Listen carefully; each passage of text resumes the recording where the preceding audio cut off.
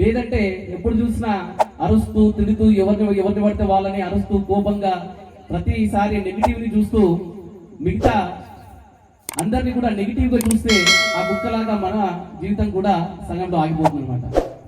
అయితే ఈ ప్రపంచంలో ఆ పాపలాగా ఆనందంగా ఉంటామా, లేకపోతే ఆ కుక్కలాగా నెగిటివ్ చూస్తే కుక్క చావు వస్తామా అనేది భగవంతుడు మనకే వదిలేశాడు.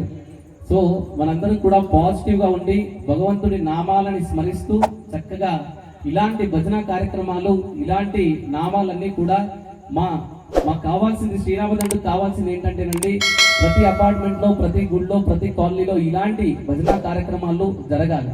ఇలాంటి పుణ్యక్షేత్రంలోనే జరగకపోతే ఇంకెక్కడ జరుగుతాయండి? చూడండి, లేదంటే మన సనాతన ధర్మం అనేది నెక్స్ట్ మన జనరేషన్ కి దక్కదు. దయచేసి అందరూ కూడా ఇలాంటి కనీసం వారానికి 1 గంట సేపు చక్కగా ఇలాంటి భజనలు, ఇలాంటి కార్యక్రమాలన్నీ కూడా చేసుకోవాలి.